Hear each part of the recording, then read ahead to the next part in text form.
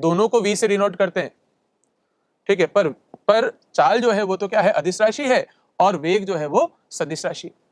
बराबर हाइट वाले जो भी बिंदु आप देखोगे वहां पर चाल समान होगी। जो चाल इस जगह पर है मान लीजिए v, तो इस जगह भी चाल v ही रहेगी। थीटा 90 से ज्यादा है, ठीक है, और नियत है, तो tan थीटा जो है वो ऋणात्मक है और नियत है।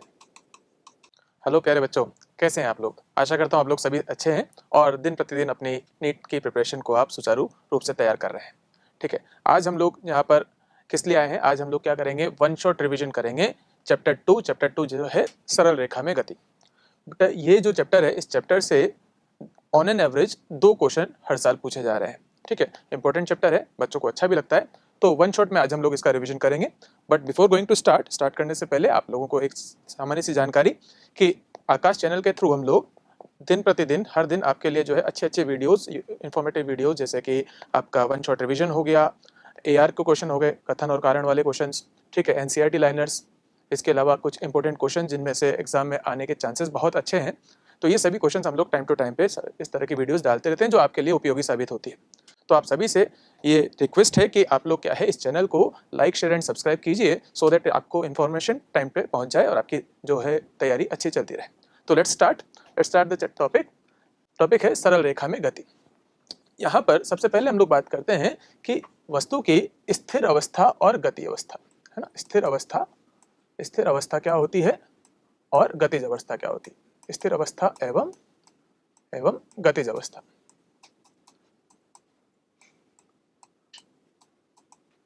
कोई वस्तु स्थिर अवस्था में है, इसका मतलब ये हो गया, इसका मतलब हुआ कि वस्तु की स्थिति समय के परिवर्तन होने के साथ किसी निश्चित बिंदु के सापेक्ष में परिवर्तन नहीं हो रही है, ठीक है। और यदि समय के बीतने के साथ किसी निश्चित बिंदु के सापेक्ष में वस्तु की स्थिति अगर बदल रही है तो हम लोग कहेंगे कि वो गतिज अवस्था में, ठीक है। अच्छा, अभी बात शुरू करते हैं। देखो, दूरी एवं विस्थापन, ठीक है। दूरी क्या होती है और विस्थापन क्या होता है, ठीक है। मान लीजिए एक ऑब्जेक्ट है, एक वस्तु है या एक आदमी है, ठीक है, जो अपने प्रारंभिक बिंदु से अंतिम बिंदु पर किसी रास्ते से पहुंचता है। जैसे मान लीजिए मैं अपने बारे में बोलूं कि मैं जो है अपने घर से आकाश इंस्टीट्यूट जाता हूं और आकाश इंस्टीट्यूट जाने के लिए किसी रास्ते से होकर जाता हूं, ठीक है। तो जिस रास्ते पर होकर मैं निकला हूं उस रास्ते की लंबाई जो है वो क्या होगी, मेरे द्वारा तय की गई दूरी होगी, ठीक है। मतलब गाड़ी का जो माइलोमीटर जो बताता है वो क्या बताता है कि आपकी गाड़ी कितनी चली है, ठीक है। तो ये दूरी को बताता है, माइलोमीटर क्या बताता है, दूरी को बताता है, ठीक है। तो दूरी किस पे निर्भर करती है, जिस रास्ते पर होकर हम लोग एक स्थान से दूसरे स्थान जाते हैं, ठीक है। मान लीजिए कि एक दिन मैं इस रास्ते से आया और किसी दिन किसी दूसरे रास्ते से होकर आया, ठीक है। तो जिस दिन अलग रास्ते से होकर आया तो उस दिन मेरी तय की गई दूरी भी अलग अलग हो जाएगी। तो जो दूरी है वो किस पे निर्भर करती है कि किस रास्ते से होकर आप एक बिंदु से दूसरे बिंदु जा रहे हैं, ठीक है। तो यहाँ पर हमने कंपैरेटिव मेजर में बता दिया है कि दूरी क्या और विस्थापन क्या, ठीक है। दूरी का मतलब प्रारंभिक बिंदु से अंतिम बिंदु तक जाने के लिए जिस रास्ते पर होकर हम जा रहे हैं उस रास्ते की लंबाई जो है वो दूरी कहलाएगी, ठीक है। जबकि अगर हम लोग प्रारंभिक बिंदु को अंतिम बिंदु से मिला दें, और कैसे मिला दें, एक सीधी रेखा से मिला दें, ठीक है। तो ये जो सीधी रेखा होगी, इस रेखा की लंबाई जो है वो क्या होगी, इस रेखा की लंबाई आपको क्या देगी, विस्थापन देगी, ठीक है। भले वो रास्ता अवेलेबल हो या ना हो, हम उसको काल्पनिक मान सकते हैं ना। काल्पनिक रेखा है, सरल रेखा, एक सीधी रेखा, हमने प्रारंभिक बिंदु को अंतिम बिंदु से मिला दिया और इस सीधी रेखा की लंबाई जो है वो विस्थापन होगी, ठीक है। इस सीधी रेखा की लंबाई जो है वो क्या होगी, विस्थापन होगी, ठीक है। तो विस्थापन का मतलब प्रारंभिक और अंतिम बिंदु के बीच सीधी रेखा की लंबाई, ठीक है, सीधी रेखा की लंबाई जो कि सबसे कम दूरी होगी। बात करते हैं कि कौन सी राशि अदिश है, कौन सी सदिश है। तो जब हम लोग दूरी की बात करते हैं तो हमें दिशा की आवश्यकता नहीं होती या दिशा की जानकारी की आवश्यकता नहीं होती। तो दूरी जो है एक अदिश राशि है, जबकि विस्थापन के लिए हमें ये मालूम होना चाहिए कि जो विस्थापन होगा वो हमेशा इनिशियल पॉइंट से, मतलब प्रारंभिक बिंदु से अंतिम बिंदु की तरफ आपने सीधी रेखा खींची उस दिशा में होगा। तो विस्थापन क्या हो गया, सदिश राशि होगी। मात्रक की बात करें तो दोनों को हम लोग जो है मीटर में नापते हैं, ठीक है। दूरी के बारे में आपने कभी ऐसा नहीं सुना होगा कि दूरी नेगेटिव है। अगर वस्तु कुछ दूरी तय कर रहा है तो इसका मतलब है कि दूरी जो है वो धनात्मक है, ठीक है। और यदि वस्तु जो है वो स्थिर अवस्था में है, इसका मतलब उसके द्वारा तय की गई दूरी 0 होगी, पर ऐसा नहीं बोलेंगे कि नेगेटिव है, ठीक है। तो दूरी का मान या तो धनात्मक हो सकता है या शून्य हो सकता है, किंतु ऋणात्मक नहीं होगा। विस्थापन जो है, क्योंकि ये सदिश राशि है, ये धनात्मक भी हो सकता है, जीरो भी हो सकता है और ऋणात्मक भी हो सकता है। ठीक है। समय के साथ दूरी जो है वो कम नहीं होगी, समय के साथ विस्थापन कम हो सकता है। ठीक है। इसको अपन एक क्वेश्चन के थ्रू और समझ लेंगे। ठीक है। आगे लिख रहे हैं क्या कि दूरी जो है वो रास्ते पे निर्भर कर रही है, जिस रास्ते पे होकर जा रहे हैं उसके अकॉर्डिंग जो है, उसके अनुसार जो है दूरी अलग अलग आ सकती है। किंतु विस्थापन तो क्या हो गया, प्रारंभिक बिंदु को अंतिम बिंदु से अपन ने सीधी लाइन से मिला दिया और इसकी लंबाई जो है वो विस्थापन हो गई। ठीक है। तो ये पथ पर निर्भर नहीं करती। आखिरी में हम बोल सकते हैं कि दूरी जो है वो इस विस्थापन के परिमाण से या तो ज्यादा होती है या बराबर हो सकती है। ठीक है। क्योंकि विस्थापन तो सबसे छोटी लाइन हुई ना, क्योंकि सीधी रेखा का मतलब ये है कि शॉर्टेस्ट डिस्टेंस हो गई, सबसे छोटी जो है दूरी हो गई प्रारंभिक बिंदु से अंतिम बिंदु के बीच, जिसको अपन क्या बोल सकते हैं, विस्थापन बोल सकते हैं। ठीक है। आगे बढ़ते हैं।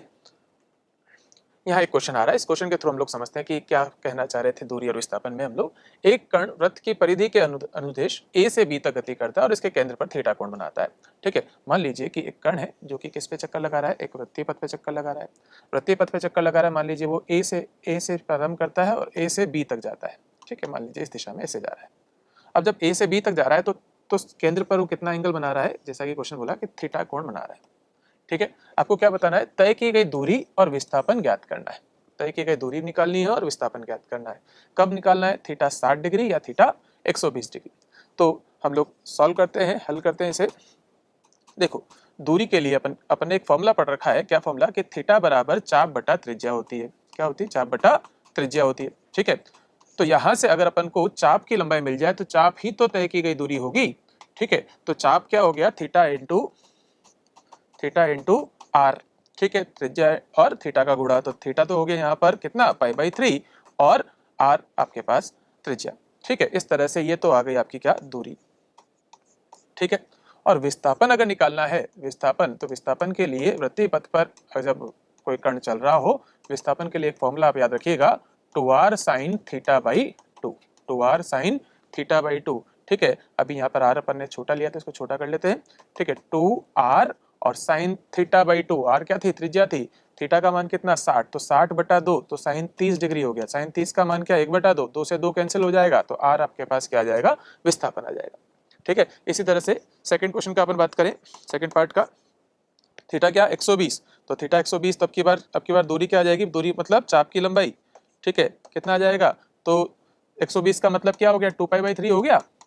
ठीक है। तो 2π/3 ये तो हो गया थीटा गुणा आर, बहुत सिंपल है। ठीक है। इसी तरह से अगर विस्थापन की बात करेंगे, विस्थापन, तो विस्थापन क्या आ जाएगा, विस्थापन आ जाएगा 2r sin 120/2, मतलब sin 60 हो गया। तो 2r और sin 60 का मान आपको मालूम है, √3/2, इससे कैंसिल हो गया, √3r, ये आपका क्या आ जाएगा, विस्थापन आ जाएगा। ठीक है। आगे बढ़ते, देखो यहाँ पर देखते हैं, लिखा है कि एक कण जो है वो मूल बिंदु से प्रारंभ होकर x अक्ष के अनुदेश 10,0 तक जाता है, फिर उसी रेखा के अनुदेश वापस बिंदु -10,0 तक लौट आता है। यात्रा के दौरान कण की दूरी एवं विस्थापन आपको ज्ञात करना है। सपोज कीजिए कि ये तो आपका x एक्सिस हो गया। ठीक है। x अक्ष, यहाँ पर ओरिजिन है आपका मूल बिंदु।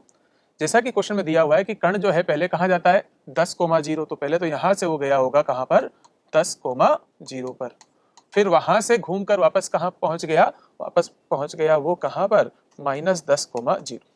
मतलब उसकी जो गति हुई होगी वो किस तरह की रही होगी, उसकी गति जो रहेगी वो, देखो ऐसा करते हैं, यहां से वस्तु गई 10, यहां से वापस आई। ठीक है। तो फिर से 10 हो गया और फिर यहां से 10 इधर चली, तो तय की गई दूरी तो कितनी हो गई, दूरी हो गई 10 + 10 + 10, मतलब 30 मीटर। जबकि विस्थापन का मतलब क्या है कि प्रारंभिक बिंदु से अंतिम बिंदु को जोड़ने वाली सीधी रेखा, तो ये सीधी रेखा हुई। ठीक है। तो इसकी लंबाई तो क्या आएगी, सिर्फ 10 आएगी, और वो भी किधर, जिधर एक्चुअल में गया था धनात्मक दिशा में, उसके आखिरी में क्या मिला, ऋणात्मक दिशा में मिला। तो विस्थापन जो है वो क्या मिला, विस्थापन आपको -10 मिला। ठीक है। तो कौन सा आंसर सही होना चाहिए, कौन सा सही होना चाहिए, 30 मीटर, -10 मीटर। ठीक है। आगे बढ़ते हैं, चाल एवं वेग। जिस तरह से अपन ने दूरी और विस्थापन पढ़ा, वैसे ही चाल और वेग के बारे में बात करते हैं। चाल का मतलब क्या हो गया, स्पीड बोलते हैं हम लोग जनरल भाषा में। ठीक है। स्पीड मतलब कितनी दूरी तय की और कितना समय लिया। ठीक है। बोला कि 40 की स्पीड से चल के आया हूं, इसका मतलब ये हुआ कि 1 घंटे में 40 किलोमीटर तय किया। ठीक है। तो चाल का मतलब तय की गई दूरी बटा समय। ठीक है, प्रति एकांक समय में वस्तु द्वारा तय की गई दूरी क्या कहलाती है? चाल कहलाती है। और प्रति एकांक समय में वस्तु द्वारा तय किया गया विस्थापन वेग कहलाएगा। ठीक है, दोनों को v से डिनोट करते हैं। ठीक है, पर चाल जो है वो तो क्या है? अदिश राशि है, और वेग जो है वो सदिश राशि। चाल तो अदिश राशि और वेग सदिश राशि। ठीक है, चाल की बात करेंगे तो अपन बोलेंगे कि v बराबर क्या? कुल तय की गई दूरी बटा कुल समय। ये औसत चाल का सूत्र है। ठीक है, और अगर आपको ताक्षणिक किसी क्षण पर आपको चाल चाहिए तो आप क्या लिखोगे? ds बटा dt, मतलब st फंक्शन का, xt रिलेशन का, st संबंध का आपको t के सापेक्ष में क्या करना रहेगा? अवकलन रहेगा। यही बात अगर अपन सदिश में लिखेंगे, क्योंकि वेग जो है वो सदिश राशि है, तो क्या आ जाएगा? वेग बराबर कुल विस्थापन बटा कुल समय। ये तो आ गया क्या? ये तो क्या आ गया? ये तो आ गया औसत वेग। और अगर लिखा कि v वेक्टर बराबर ds वेक्टर बाय dt, इसका मतलब क्या हो गया? कि ये आपको ताक्षणिक वेग की बात कर रहा है। ठीक है, यूनिट की बात करेंगे तो दोनों की यूनिट मीटर पर सेकंड ही है। ठीक है, जो चाल है वो अदिश राशि है, वेग सदिश राशि है। ठीक है, चाल का मान आप देखोगे कि दूरी कभी भी नेगेटिव नहीं होती है बेटा। इसी तरह से हम लोग बोल सकते हैं चाल भी कभी ऋणात्मक नहीं होगी। तो अगर वस्तु कुछ दूरी तय कर रहा है तो उसकी चाल धनात्मक है, और अगर स्थिर अवस्था में है, समय के व्यतीत होने के साथ उसकी स्थिति नहीं बदल रही है किसी निश्चित बिंदु के सापेक्ष, तो हम लोग कहेंगे कि उसका दूरी तय की गई दूरी 0 हो गई, तो उसका चाल भी 0 आ जाएगी। ठीक है, तो ये बात होगी कि जिसकी वैल्यू 0 हो सकती है, धनात्मक हो सकती है, लेकिन ऋणात्मक नहीं हो सकती, लेकिन नेगेटिव नहीं हो सकता। ठीक है, और वेग के बारे में बोले तो वेग तो क्योंकि विस्थापन बटा समय, और विस्थापन नेगेटिव हो सकता है, पॉजिटिव भी हो सकता है, 0 भी हो सकता है, तो ये हम लोग बोल सकते हैं कि 0 भी हो सकती है वेग, प्लस भी हो सकता है, नेगेटिव भी हो सकता है। ठीक है, और क्योंकि दूरी जो है वो विस्थापन के परिमाण से या तो बराबर या तो ज्यादा होती है, इसीलिए चाल जो है या तो वेग के परिमाण से बराबर या तो ज्यादा आएगी। ठीक है, ये औसत वेग का सूत्र है, delta S by delta T, delta S vector by delta T, और औसत चाल का हो जाएगा del S by del T. और अगर अपन ताक्षणिक चाल की बात करेंगे तो D S by D T, और ताक्षणिक वेग की बात करेंगे तो D S vector by D T. ठीक है, ये आपके पास क्या हो गया? ये चाल और वेग के बारे में हमने बात की। अब चाल की और वेग के हम लोग जो है एक क्वेश्चन यहाँ पे देख लेते हैं। क्या लिखा हुआ देखो, लिखा है कि s बराबर 3t स्क्वायर, s बराबर 3t square plus 4t plus 1, ये कोई संबंध दे दिया। ठीक है, और इसमें क्या बोला? कण की गति की गणना करें, मतलब यहाँ पर आपसे क्या निकाला जा रहा है? यहाँ से आपसे चाल पूछी जा रही है। ठीक है, तो t बराबर 2 सेकंड पर और t बराबर 0 सेकंड से 5 सेकंड तक। ठीक है, तो एक बार तो आपको अंतराल दिया हुआ है, जब अंतराल देंगे तो इसका मतलब तो यह है कि आपसे औसत चाल पूछिए, और जब आपको अंतराल नहीं देंगे, किसी क्षण पर पूछेंगे, तो इसका मतलब है आपसे ताक्षणिक चाल पूछी गई है।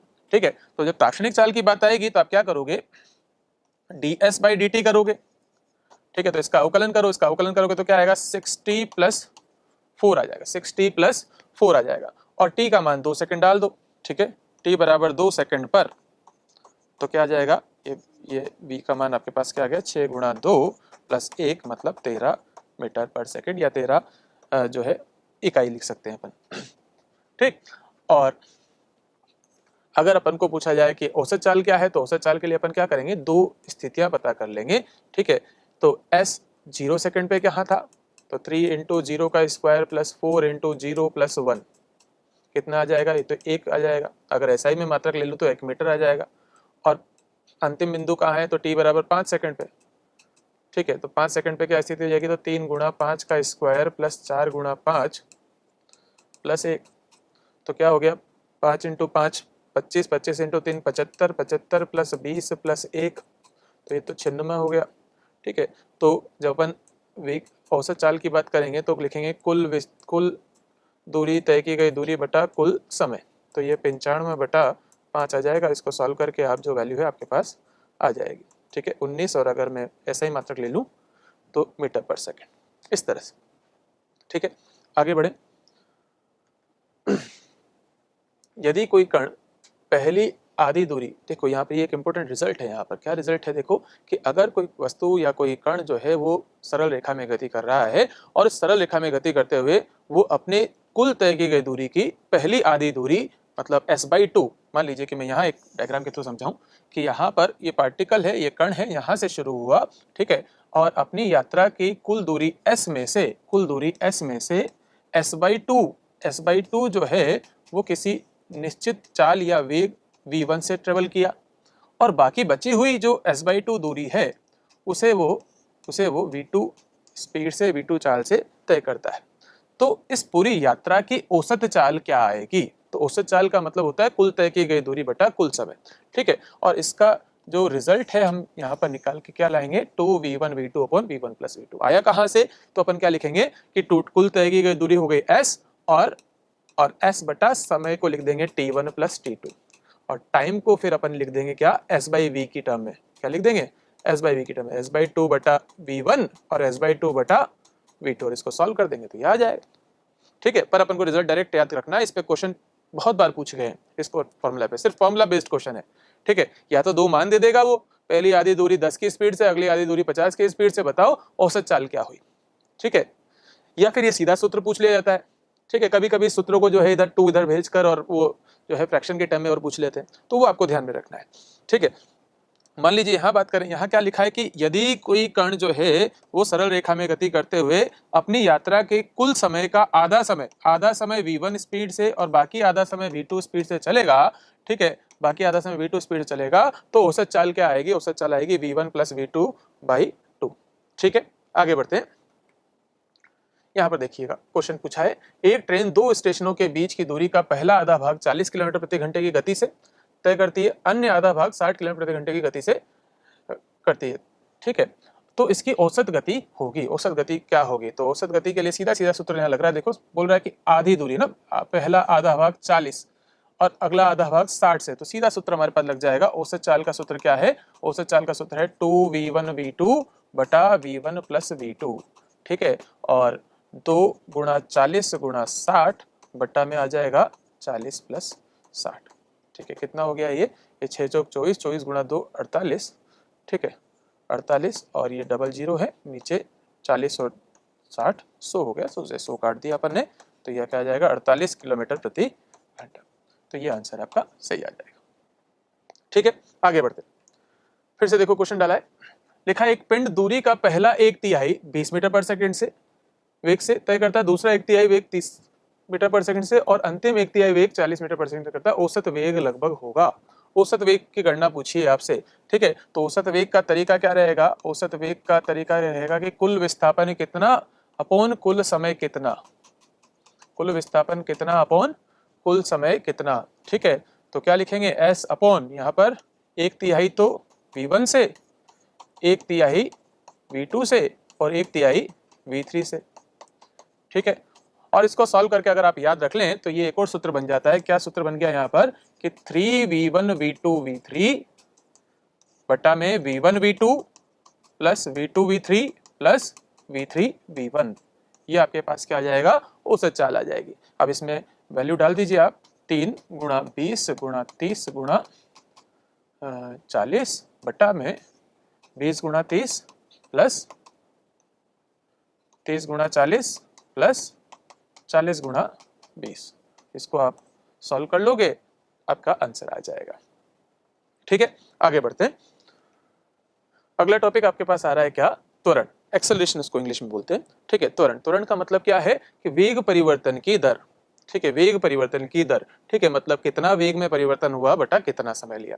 तो अगर औसत वेग की बात करेंगे बेटा, औसत वेग सदिश राशि है, औसत वेग जो होगा वो होगा कुल परिवर्तन किसमें? वेग में बटा कुल समय, कुल वेग में परिवर्तन बटा कुल समय। तो ये जो वेग में परिवर्तन, इसकी इकाई तो हो गई मीटर पर सेकंड और डिवाइड बाय सेकंड, तो मात्रक क्या बन गया? मीटर पर सेकंड स्क्वायर, मीटर पर सेकंड स्क्वायर, ठीक है। इसी के अनुसार अपन इसकी विमा लिख सकते हैं L1t-2, L1t-2, ठीक है। त्वरण क्या होता है? वेग परिवर्तन की दर, ठीक है। और क्या बोल सकते हैं अपन की सदिश है या अदिश है? तो बोलेंगे सदिश राशि है, ठीक है। अगर आपसे औसत त्वरण पूछा है तब तो लिखेंगे del V by del T, और अगर किसी क्षण पर ताक्षणिक बोल सकते हैं अपन, है ना, ताक्षणिक त्वरण की बात होगी तो अपन क्या लिखेंगे कि वेग समय संबंध का अपन क्या करेंगे? अवकलन करेंगे, वेग समय संबंध का अवकलन करेंगे।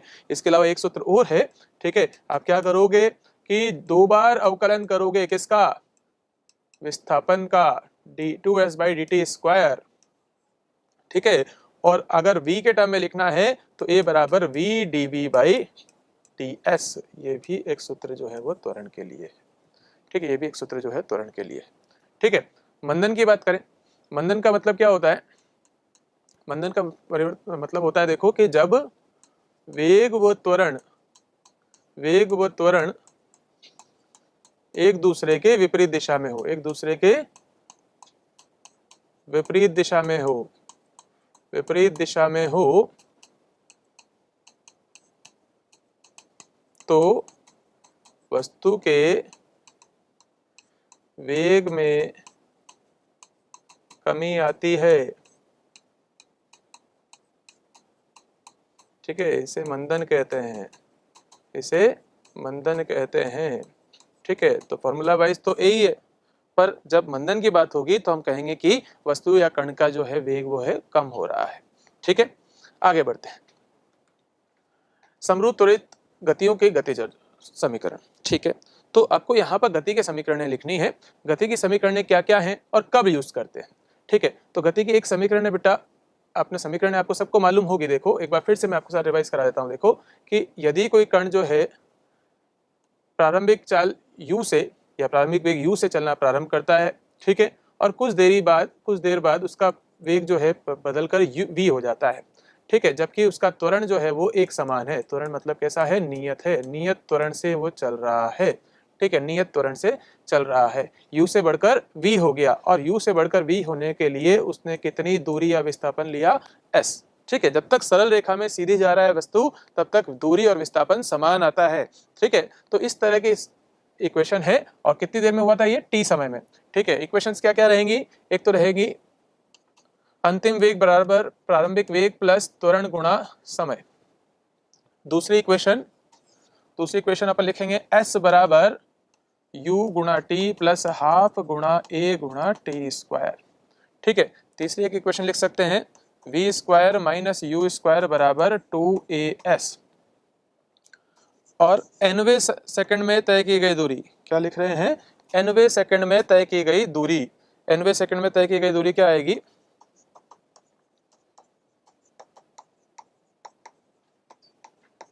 क्या आ जाएगी, एस का मान क्या आ जाएगा, u plus A by two गुणा 2n minus 1, u plus A by two गुणा 2n माइनस 1।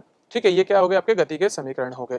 ठीक है, अगर आपको प्रारंभिक वेग और अंतिम वेग दोनों पता है, ठीक है, और समय अंतराल भी आपको मालूम है, ठीक है, तो उस केस में v एवरेज का मान आपके पास आता है क्या, u plus V by two, u plus V by two. उस अंतराल के लिए औसत वेग क्या होगा, u plus V by two होगा। ठीक है, आगे बढ़ते हैं अब उसका एप्लीकेशन यहाँ पर। ठीक है, एक बात ध्यान रखेंगे कि ये जो इक्वेशंस हमने लिखी हैं, ये इक्वेशंस कब यूज करना है और कब यूज नहीं करना। ठीक है, जब आपको ये बात कंफर्म हो जाए कि ए नियत है तभी इन इक्वेशंस के बारे में विचार करोगे। और यदि आपको लिखा है कि त्वरण जो है वो t का फलन है या x का फलन है, तो हमारे को ये इक्वेशंस यूज नहीं करनी। ठीक है, इक्वेशंस कब यूज करनी है, जब ए कंफर्म हो आपको कि नियत है। ठीक है, जैसे क्वेश्चन में लिख दिया कि एक कण स्थिर अवस्था से अपनी गति प्रारंभ करता है और 2 मीटर प्रति सेकंड स्क्वायर की एक्सेलरेशन से, त्वरण से अपनी गति करता है। ठीक है, तो यहाँ उसने a बराबर 2 कह दिया है, a बराबर 2 कह दिया मतलब वो बता रहा है कि आपका त्वरण जो है वो कैसा है, नियत है। ठीक है, या गुरुत्वीय गति की बात करेंगे तो गुरुत्वीय गति के केस में a का मान अपन g ले लेते हैं। ठीक है, g जो कि कांस्टेंट लेते हैं न्यूमेरिकल में 10 मीटर पर सेकंड स्क्वायर।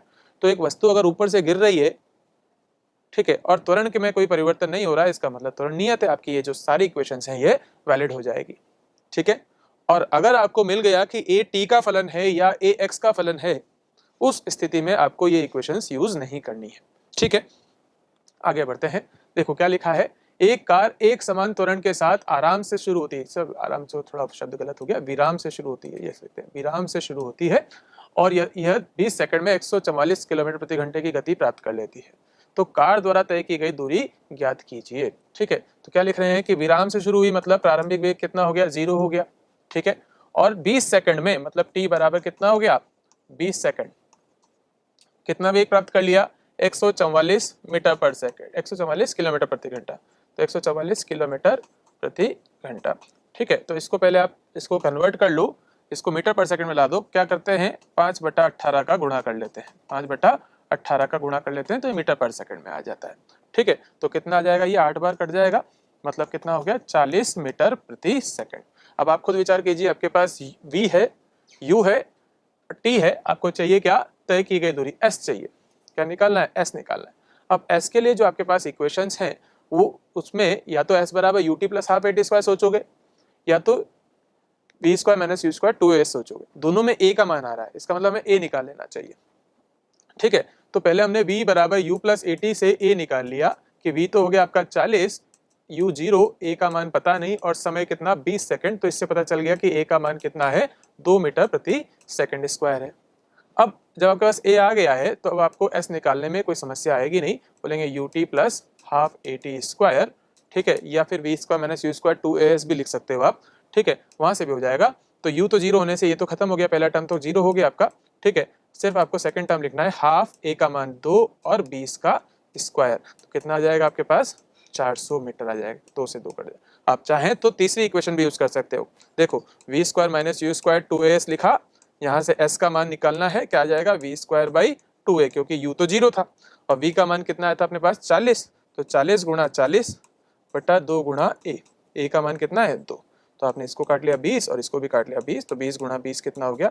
400 मीटर हो गया। तो चाहे आप ऐसा यूज करो चाहे ऐसा यूज करो, आंसर आ जाएगा आपका। ठीक है, आगे बढ़ते हैं। यहाँ देखो, यहाँ पर क्या लिख रहा है? किसी कण का त्वरण समय के साथ संबंध a बराबर bt द्वारा समान रूप से बदलता रहता है। ठीक है, मतलब a के साथ बदल रहा है। बदल रहा है का मतलब क्या हो गया? कि कांस्टेंट नहीं है। ठीक है, नियत नहीं है। a किसका फलन हो गया? a फलन हो गया, t का फलन हो गया। मैंने आपको बोला कि t का फलन हो जाए या x का फलन हो जाए तो उस स्थिति में आपकी समीकरण काम नहीं करेगी। और क्या चाहिए आपको?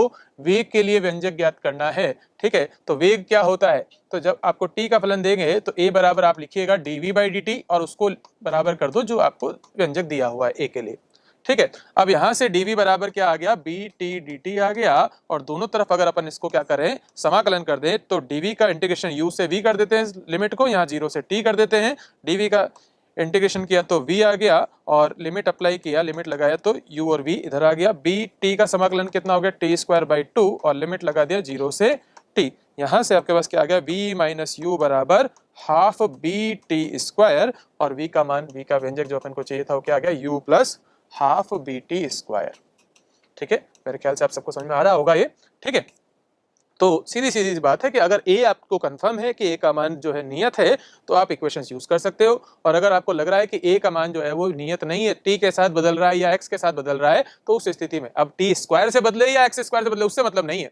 हमें ये ध्यान रखना है कि बदल रहा है a या नहीं बदल रहा है। अगर बदल रहा है इसका मतलब आपकी समीकरण काम नहीं आएगी। आपके पास व्यंजक रह जाएगा या तो a बराबर dv बाई dt से चालू करना है आपको, या तो आपको a बराबर v dv बाई dx से आपको आंसर सॉल्व करना है। ठीक है, आगे बढ़ते हैं। स्थिति समय ग्राफ के बारे में बात करते हैं। स्थिति समय ग्राफ मतलब x और t के बीच में आपको ग्राफ खींचना है।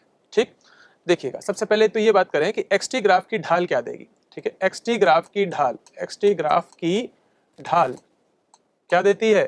ढाल का मतलब क्या हो गया? m का मतलब क्या हो गया? tan theta. तो tan थीटा क्या देता है? क्या देगा आपको? तो वेग देगा। क्या देगा?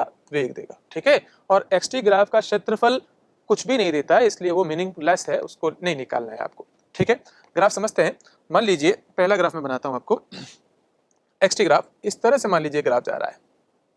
ठीक है, इस तरह से अगर ग्राफ जा रहा है तो आप बोलेंगे कि ग्राफ एक सरल रेखा है जिसका ढाल जो है वो नियत है, का ढाल नियत है। और क्योंकि थीटा का मान 90 से कम है तो ढाल धनात्मक भी है, तो हम कह सकते हैं कि ढाल धनात्मक भी है और ढाल नियत भी है। ठीक है, तो ढाल धनात्मक एवं नियत, ढाल कैसा है? धनात्मक एवं नियत। ठीक है, नियत ढाल है, ठीक है, नियत ढाल है और धनात्मक है। ठीक है, तो हम क्या कह सकते हैं इससे बोल सकते हैं कि वेग का मान धनात्मक आएगा और साथ में कांस्टेंट आएगा, नियत आएगा। ठीक है, कांस्टेंट या नियत आएगा। ठीक है, और अगर वेग आपका जो है वो कैसा आ गया? नियत, तो वेग परिवर्तन की दर तो a होती है, तो त्वरण का मान क्या हो जाएगा? क्योंकि वेग नियत है तो नियत का अवकलन करने पर आपका a आएगा जो कि 0 होगा। नियत राशि का अवकलन क्या होता है? 0 होता है। तो इस तरह से आपके यहाँ पर आंसर्स रहेंगे। यहाँ पर बात करते हैं xt रिलेशन, xt ग्राफ दिया हुआ है। ठीक है, मान लीजिए कि मैं ग्राफ इस तरह से बनाता हूँ कि ये ग्राफ जो है वो इस तरह से ऊपर जा रहा है। अब इसमें हम लोग क्या देखेंगे? इसमें हम देख रहे हैं कि ग्राफ की ढाल जो है वो बढ़ती जा रही है। अब कैसे पता चला कि ढाल बढ़ती जा रही है? तो हम लोग क्या करते थे, कोई भी दो बिंदुओं पर क्या करते थे? स्पर्श रेखा खींच देते थे। ठीक है, और ये स्पर्श रेखा का कोण हमें मिल रहा है कि कोण जो है वो बढ़ता जा रहा है। ठीक है, तो थीटा 2 बड़ा है थीटा 1 से, इसलिए ढाल m2 बड़ा है ढाल m1 से, और ढाल बढ़ रहा है, इसका मतलब क्या हो गया, ढाल ही तो वेग है, तो ढाल बढ़ रहा है, ठीक है। इसका मतलब वेग जो है, वेग v2, v2 कहाँ का वेग हो गया, इस जगह पे वेग v2 मान लीजिए, इस जगह पे वेग v1 है, तो v2 ग्रेटर देन है v1 से, ठीक है। तो वेग बढ़ रहा है, और वेग बढ़ रहा है तो a का मान क्या आएगा, धनात्मक आएगा, a का मान धनात्मक आएगा, क्योंकि अंतिम वेग प्रारंभिक वेग से ज्यादा हो रहा है, ठीक है। अगला एक ग्राफ यहाँ दिया हुआ है, इस ग्राफ में अपन ढाल को डिक्रीज करा लेते हैं, ठीक है, घटता हुआ बता देते हैं इस तरह से। अब इसमें क्या हो रहा है, इसमें ढाल हमने घटता हुआ दिखा दिया, और अगर ढाल घट रहा है, अगर ढाल घट रहा है तो हम क्या बोलेंगे कि अगर ढाल घट रहा है इसका मतलब क्या हो गया, इसका मतलब वेग घट रहा है, ढाल घट रहा है तो वेग घट रहा है, क्या बोलेंगे कि θ2 लेस देन θ1, इसका मान, इसका मतलब क्या हो गया कि tan θ2 जो है वो tan θ1 से कम है, मतलब ढाल जो बाद में जो ढाल आया वो पहले के ढाल से कम हो गया, इसका मतलब बाद वाले बिंदु पर जो वेग है वो प्रारंभिक बिंदु के वेग से कम आ गया, और अगर वेग कम हो गया इसका मतलब ये मंदन की स्थिति है, ठीक है। आगे बात समझ में, आगे बढ़ते हैं। चौथा एक्सटी ग्राफ बना रहे हैं, तो एक ग्राफ अपन ऐसे बना लेते हैं जिसमें ढाल जीरो कर देते हैं, ठीक है, ढाल जीरो।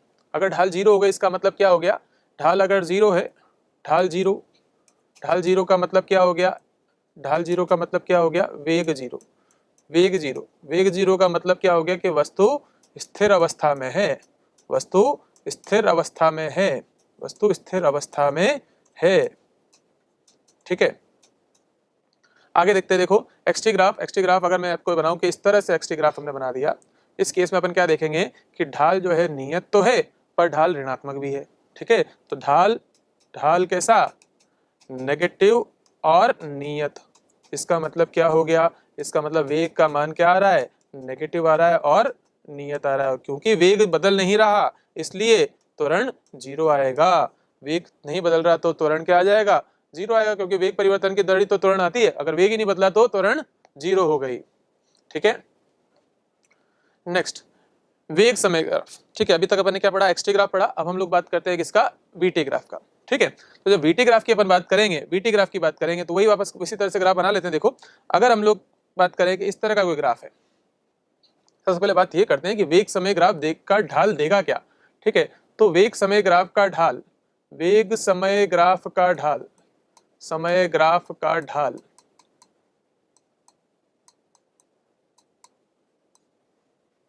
क्या देता है, तो बोलेंगे त्वरण देता है, ठीक है। वेग समय ग्राफ का ढाल क्या देगा, त्वरण देगा, तथा वेग समय ग्राफ का क्षेत्रफल, वेग समय ग्राफ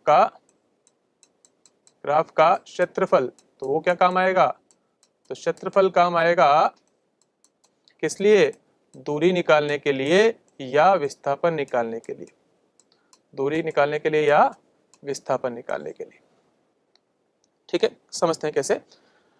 मान लीजिए कि आपका वीटी ग्राफ है, ठीक है, हमने ढाल यहाँ पर नियत ढाल कर दिया, थीटा बदल नहीं रहा है, थीटा नहीं बदल रहा है, तो हम लोग क्या कहेंगे कि इसमें क्या है कि थीटा नियत है, थीटा नियत है, ठीक है। और थीटा क्या दे रहा था, टेन थीटा, ठीक है, थीटा नियत है तो टेन थीटा भी नियत हो गया, टेन थीटा नियत हो गया मतलब ढाल नियत हो गई, ठीक है। एम, एम क्या, ढाल, ढाल टेन थीटा, टेन थीटा क्या हो गया, नियत हो गया, और ढाल अगर नियत हो गई इसका मतलब त्वरण नियत हो गया, इसका मतलब त्वरण जो है वो धनात्मक, धनात्मक तो कैसे पता चला, क्योंकि ढाल धनात्मक है, ठीक है, धनात्मक, ठीक है, ढाल धनात्मक थे इसलिए त्वरण धनात्मक, और साथ में ढाल नियत है इसलिए त्वरण नियत है, ठीक है। तो वेग बढ़ रहा है, ठीक है, धनात्मक है तो वेग बढ़ रहा है, ठीक है, क्योंकि धनात्मक का मतलब ये हो गया कि वेग और त्वरण एक ही दिशा में है, ठीक है, क्योंकि v भी बढ़ रहा है, v आपने पॉजिटिव बढ़ा रहे हो, और a आपका बढ़ता हुआ दिख रहा है, तो a आपका नियत दिख रहा है ना, a नियत दिख रहा है, ठीक है, a धनात्मक नियत, वेग धनात्मक, तो दोनों ही धनात्मक हो गए, तो क्या हो रही होगी, वस्तु की चाल बढ़ रही होगी, ठीक है। यहाँ बात करते हैं, यहाँ पर हम लोग वापस पहले की तरह ढाल बढ़ाते हुए दिखा देते हैं। अगर ढाल बढ़ रही है इसका मतलब क्या हो गया, ठीक है, अगर ढाल बढ़ रही है, कोई दो बिंदु में वापस पहले की तरह बात करूं कि बिंदु ए ले लेता हूं, बिंदु बी ले लेता हूं, तो बोलेंगे कि ढाल बी पर जो ढाल है वो ए की ढाल से ज्यादा है, इसका मतलब बी पर जो त्वरण है वो ए के त्वरण से ज्यादा है, ठीक है, और धनात्मक है ना, धनात्मक है क्योंकि ढाल धनात्मक है, ठीक है, ढाल धनात्मक है तो त्वरण धनात्मक है और वेग भी बढ़ रहा है, ठीक है, इसका मतलब वेग भी धनात्मक दिशा में है और ढाल और त्वरण भी धनात्मक दिशा में है, तो बोलेंगे कि वेग तेजी से बढ़ रहा होगा, वेग तेजी से बढ़ रहा होगा। यहाँ पर बात करते हैं, देखो यहाँ पर ध्यान दीजिएगा, अगर अपन यहाँ पर ढाल गिरते हुए दिखा दें, ठीक है, ढाल गिरते हुए दिखा देंगे तो क्या आएगा, बिंदु ए वो बिंदु बी, बिंदु ए और बिंदु बी दोनों बिंदुओं में क्या हो गया, बी पे ढाल कम है, ठीक है, ढाल बी बिंदु पर ढाल ए बिंदु की ढाल से कम है, ठीक है, किंतु धनात्मक है, किंतु धनात्मक है, ठीक है, तो इसलिए अपन बोल सकते हैं कि वी बी जो है, सॉरी ए बी बोल सकते हैं अपन, ठीक है, ए बी जो है वो ए से, बिंदु बी पर त्वरण जो है वो बिंदु ए के त्वरण से कम है और किंतु धनात्मक है, किंतु पॉजिटिव है, ठीक है। अब आप देखो वेग आपका बढ़ रहा है और त्वरण भी धनात्मक है, वेग धनात्मक त्वरण धनात्मक, तो इसका मतलब चाल तो यहाँ पर भी बढ़ रही होगी। यह मंदन की स्थिति नहीं है, यह मंदन की स्थिति नहीं है, यह मंदन की स्थिति नहीं है।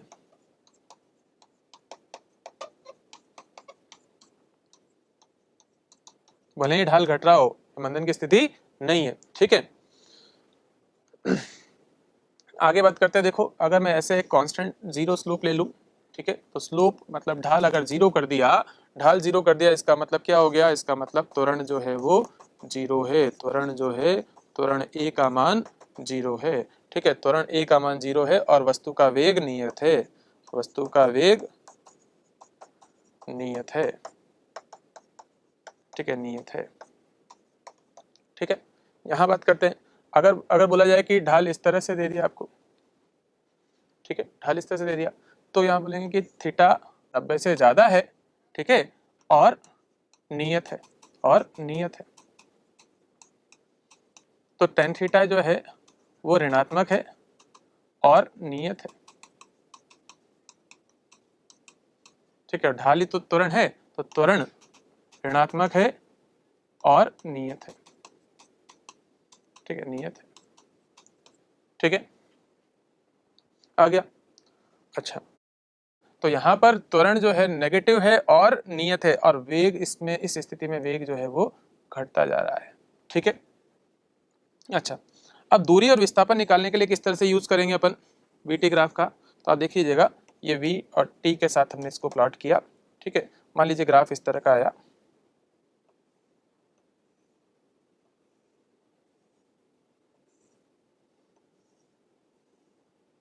ठीक है, मान लीजिए इस ऊपर वाले क्षेत्रफल का एरिया है, इसका क्षेत्रफल है a1, इसका क्षेत्रफल है मान लीजिए a3 और इसका क्षेत्रफल है a2। तो जब आपको दूरी निकालनी होगी, दूरी की बात करोगे तो दूरी का मतलब हो जाएगा क्या कि आप a1, a2 और a3 तीनों को जोड़ देंगे, तीनों क्षेत्रफल अगर निकाल लेंगे और इनको जोड़ देंगे तो दूरी आ जाएगी। और अगर आपने क्या किया, समय अक्ष के ऊपर वाला क्षेत्रफल को जोड़कर उसमें से समय अक्ष के नीचे वाला क्षेत्रफल, ठीक है, हटा दिया, तो आपके पास क्या आ जाएगा, विस्थापन आ जाएगा, ठीक है। आगे बढ़ते हैं, देखो एक आध क्वेश्चन यहाँ में डाल देता हूँ आपको।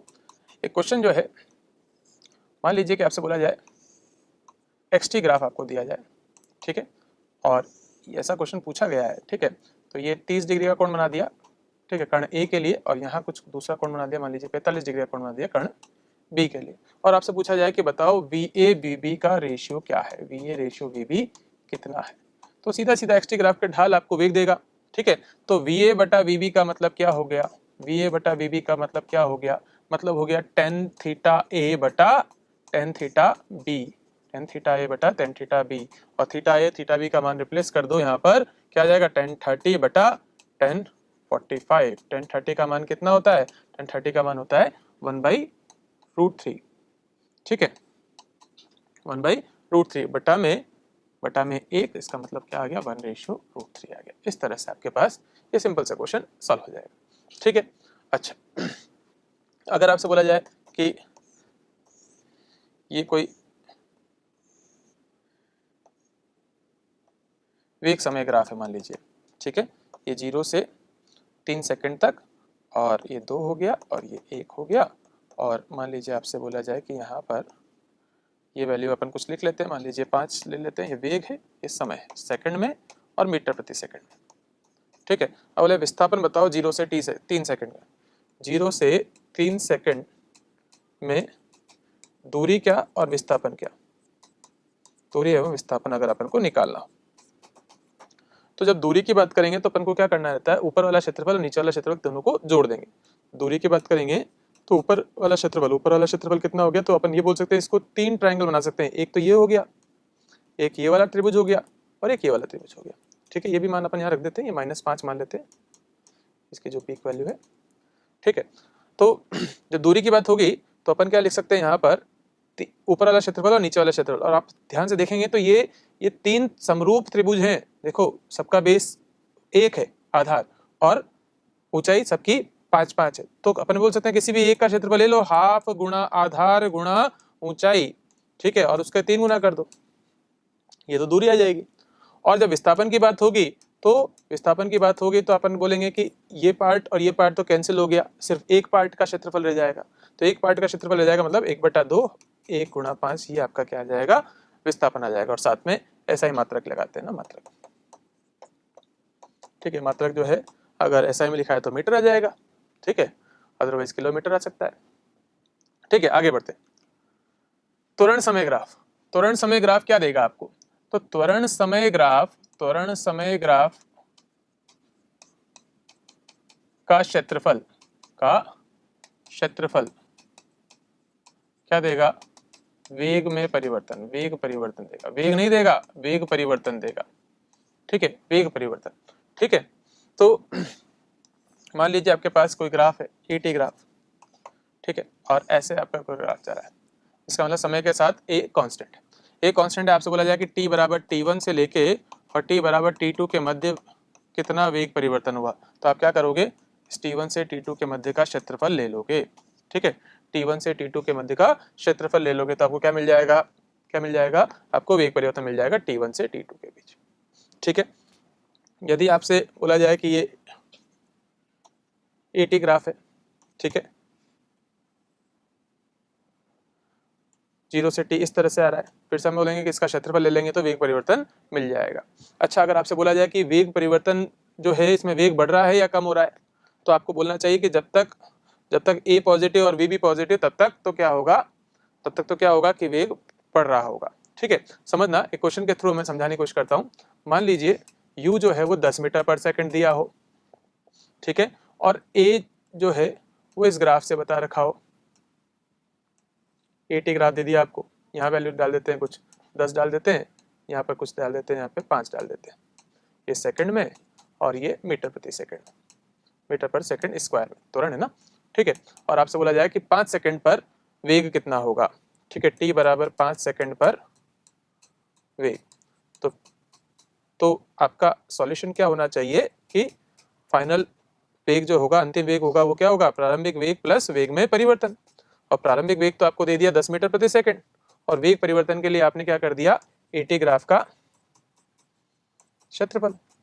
ठीक है, और इसको सॉल्व कर दोगे आपका आंसर आ जाएगा। ठीक है, तो 10 प्लस एटी ग्राफ का क्षेत्रफल कितना आ गया, हाफ आधार गुणा ऊंचाई, ये कट गया।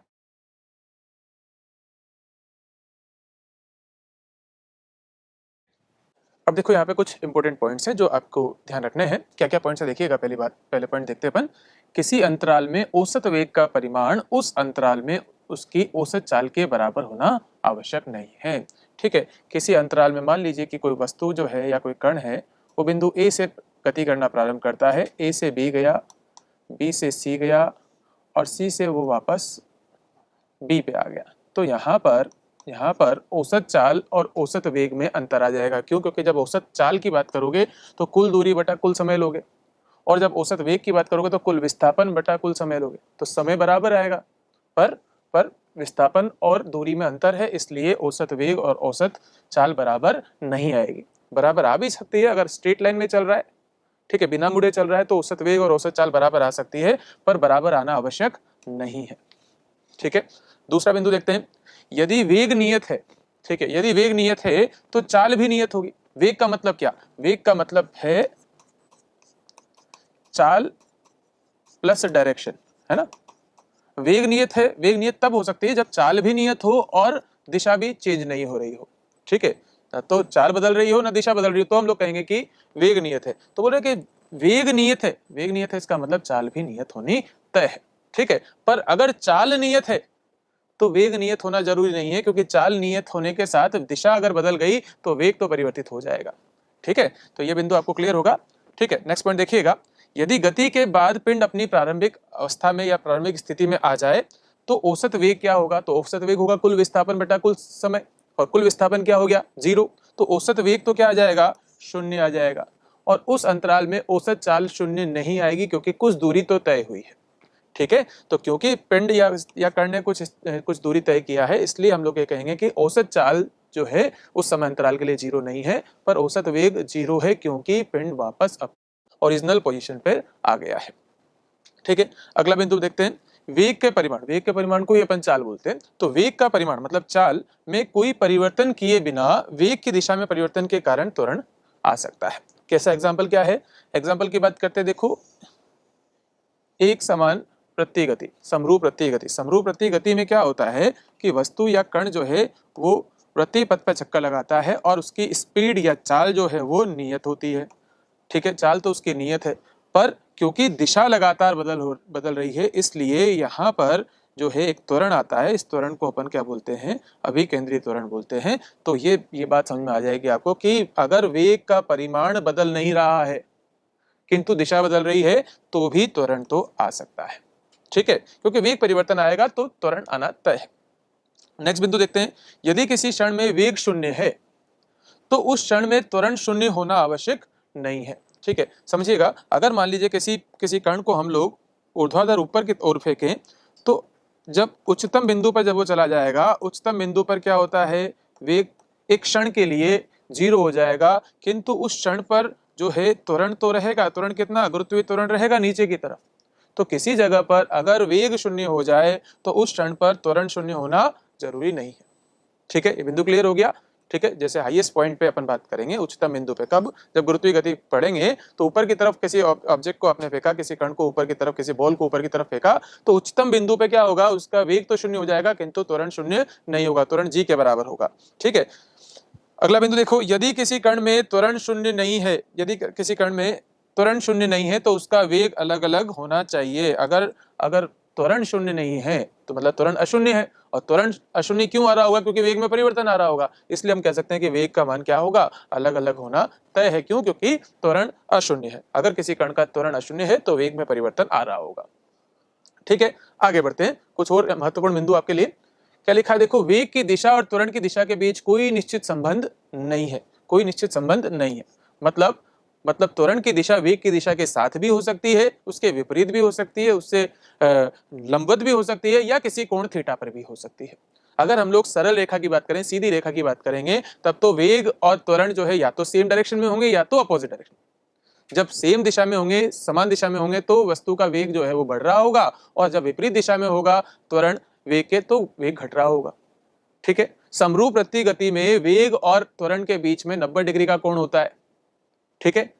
और प्रोजेक्टाइल मोशन की जब हम बात करेंगे, ठीक है, प्रक्षेप्य गति की, तो वहां पर क्या होता है कि थीटा जो है लगातार v और a के बीच, ठीक है, थीटा लगातार बदलता है, ठीक है। तो इसके लिए हम लोग ये कह सकते हैं कि वेग की दिशा और त्वरण की दिशा में कोई निश्चित संबंध नहीं है। अगला बिंदु देखिएगा, यह संभव है कि किसी वस्तु की चाल बढ़ रही हो तब उसका त्वरण कम हो रहा हो। कैसे समझे? तो यहाँ एक उदाहरण लेते हैं। देखो, मान लीजिए कि मैं एक छोटा सा एक स्ट्रेट लाइन बनाता हूँ। यहाँ से पार्टिकल को या कण को अपन जो है 0 वेग से प्रारंभ कराते हैं उसकी जर्नी, ठीक है। कुछ देर बाद मान लीजिए उसके जो है 2 सेकंड बाद उसकी स्पीड हो गई, मान लीजिए कि 10 मीटर पर सेकंड हो गई, और अगले 2 सेकंड में, मतलब कुल 4 सेकंड हो गया, ठीक है, कुल 4 सेकंड में स्पीड हो गई 15 मीटर पर सेकंड। तो वेग लगातार बढ़ रहा है ना। 0 सेकंड पे 0 मीटर पर सेकंड था, फिर 2 सेकंड पे 10 मीटर पर सेकंड हो गया, 4 सेकंड पे 15 मीटर पर सेकंड हो गया, ठीक है। अब त्वरण पे बात करते हैं। पहले 2 सेकंड के अंतराल में अगर त्वरण निकालेंगे बच्चों, तो आएगा वेग परिवर्तन 10 - 0 बटा समय परिवर्तन 2 - 0, मतलब 5 का त्वरण आएगा, ठीक है। और अगले अंतराल में अगर अपन त्वरण निकालें, A2 निकालें, तो क्या आएगा? तो बोलेंगे वेग परिवर्तन, तो 15 - 10 है ना, 15 - 10, ये तो वेग परिवर्तन हुआ, मतलब 5, और समय परिवर्तन कितना है? 4 - 2, मतलब 2। त्वरण जो है वो घट गया है, है ना, त्वरण कितना हो गया 2.5 मीटर प्रति सेकंड स्क्वायर हो गया। ठीक है, तो ऐसा संभव है वेग तो बढ़ रहा हो जबकि त्वरण जो है वो कम हो रहा हो। ठीक है, अगला बिंदु देखो, यह संभव है कि किसी पिंड का त्वरण उसके विस्थापन या वेग की दिशा बदले अपनी दिशा बदल जाए। ठीक है, देखो मान लीजिए कोई कार जो है किसी स्ट्रेट लाइन पाथ पे जा रही है, ठीक है, सीधी रेखा पे। ठीक है, अब कार के ड्राइवर ने ब्रेक अप्लाई किए, ब्रेक अप्लाई करेंगे तो क्या होगा, ब्रेक अप्लाई करते ही जो गाड़ी है उसकी स्पीड जो है वो धीरे होने लग जाएगी, मतलब वेग जो है वो कम हो रहा है किंतु दिशा नहीं बदल रही। ठीक है, वेग कम होते होते गाड़ी रुक जाएगी, पर जैसे ही उसने ब्रेक लगाया त्वरण की दिशा क्या हो जाएगी, विपरीत हो जाएगी, क्योंकि उस दिशा में तो क्या होने लग जाएगा, मंदन होने लग जाएगा। ठीक है, तो क्या बोल रहे हैं कि वेग की दिशा को बदले बगैर त्वरण की दिशा बदली जा सकती है। ये बात क्लियर हो गई। अगला बिंदु देखो, यदि सरल रेखा गति में कण का वेग किसी समय अंतराल के लिए शून्य है, ठीक है, किसी इंस्टेंट पे जीरो है, किसी क्षण पे जीरो है, तो हम लोग बोलते हैं कि उस क्षण पे त्वरण जीरो होना आवश्यक नहीं है। पर अगर लिखा है कि किसी समय अंतराल के लिए वेग जीरो है, अगर किसी समय अंतराल के लिए वेग जीरो होगा तो उस अंतराल के किसी भी समय पर किसी भी क्षण पर त्वरण का मान भी शून्य ही होता है, त्वरण का मान भी शून्य ही होता है। ठीक है, ये क्लियर हो गया पॉइंट। अगला बिंदु देखिएगा, किसी वस्तु का त्वरण स्थिर होने पर भी वस्तु का वेग दिशा परिवर्तित कर सकता है। ठीक है, तो त्वरण जो है यहाँ पर क्या बोल रहे हैं, त्वरण जो है वो कांस्टेंट है, त्वरण कांस्टेंट होने के बावजूद क्या हो सकता है कि वस्तु का वेग जो है वो परिवर्तित हो सकता है। कैसे, उदाहरण के तौर पे गुरुत्वीय गति, अगर वस्तु को ऊपर की तरफ फेंका जाए तो गुरुत्वाकर्षण जो है, गुरुत्वाकर्षण बल जो है वो नीचे की तरफ काम करेगा, मतलब गुरुत्वीय त्वरण नीचे होगा, और थोड़ी देर बाद वस्तु उच्चतम बिंदु प्राप्त करने के बाद वापस नीचे आ रही होगी, मतलब दिशा पलट गई। ठीक है, अभी दिशा नीचे की तरफ है वेग की और त्वरण भी अभी भी नीचे की तरफ है, तो वेग की दिशा बदल दिया है और त्वरण की दिशा नहीं बदली है। ठीक है, तो त्वरण नियत बना हुआ है, वेग लगातार परिवर्तित भी हो रहा है और वेग की दिशा जो है वो चेंज भी हो रही है। ठीक है, तो ये गुरुत्वीय गति का उदाहरण हो गया। किसी कण के सीधी रेखा में चलने के लिए, अगर कण सीधी रेखा में चल रहा है तो त्वरण भी उसी रेखा के अनुदिश होगा, या तो वो कण की दिशा में होगा तब तो वेग बढ़ रहा होगा, और या फिर कण की वेग की दिशा के विपरीत होगा, उस केस में वेग घट रहा होगा। ठीक है, ये बात आखिरी पॉइंट जो है वो क्या लिखा है कि निश्चित त्वरण के साथ, मतलब आपका त्वरण जो है वो कांस्टेंट है, नियत है, उसके बावजूद आप क्या कर सकते हैं कि कोई कण जो है वो किसी वक्र के अनुदिश गति कर सकता है। मतलब जैसे कि प्रोजेक्टाइल मोशन आपने पढ़ा होगा, प्रोजेक्टाइल मोशन में क्या होता है कि जो पार्टिकल है, जो कण है, वो किसी कर्ड पाथ पे, वक्रीय पथ पे चक्कर लगाता है उस प्रति। ठीक है, किंतु ए का मान हर जगह जी के बराबर होता है, ए का मान हर जगह गुरुत्वीय त्वरण रहेगा।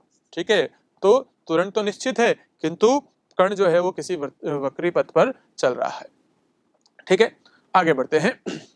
यहाँ पर ये कुछ इंपॉर्टेंट रिजल्ट्स हैं, ये आपके बहुत काम आने वाले हैं, इस पर डायरेक्ट क्वेश्चन भी बनते हैं। क्या लिखा हुआ है देखो, पहला बिंदु लिखा हुआ है क्या कि विराम से शुरू होकर, मतलब u जीरो होना चाहिए, है ना, u जीरो होना चाहिए, और साथ में क्या कि एक समान त्वरण होना चाहिए, मतलब a का मान कैसा हो, कांस्टेंट हो या नियत हो। ठीक है, u तो जीरो और a कांस्टेंट। ठीक है, तो बोला है कि पहले 1 सेकंड में दूरी तय की गई दूरी का, पहले 2 सेकंड में तय की गई दूरी, पहले 3 सेकंड में तय की गई दूरी, इन दूरियों का अगर अनुपात लिया जाए तो ये अनुपात क्या आएगा, 1:4:9 आएगा। ठीक है, क्या बोल रहे हैं देखो, इसमें सूत्र क्या लगेगा आपका, s बराबर हाफ at स्क्वायर लगेगा। क्यों लग जाएगा s बराबर हाफ at स्क्वायर, क्योंकि u तो जीरो है ना, प्रारंभिक वेग तो जीरो हो गया, तो s बराबर ut plus half at square, upon formula use किया, सूत्र यूज किया, और उसमें u जीरो होने से s बराबर हाफ at स्क्वायर आ गया। ठीक है, अब हमने a का मान तो नियत दिया हुआ है, तो इसका मतलब s proportional to t square हो गया। ठीक है, s proportional to t square हो गया, तो अगर s1 रेशियो s2 लें तो क्या आएगा, t1 स्क्वायर बटा t2 स्क्वायर, और t1 कितना, 1 सेकंड का स्क्वायर, t2 क्या है, 2 सेकंड का स्क्वायर, तो क्या आ गया, 1/4 आ गया। इसी तरह से s2 और s3 का रेशियो लोगे तो 4/9 आ जाएगा। आगे भी आप ले सकते हो, 9 के बाद क्या आएगा, 16 आएगा, फिर 25 आएगा, इस तरह से आते रहेंगे। ठीक है, अगला बिंदु देखिएगा, यदि एक पिंड विराम से शुरू हो, मतलब फिर से कंडीशन वही है कि u बराबर तो जीरो और a बराबर क्या हो, नियत हो, a क्या हो, नियत हो, कांस्टेंट हो।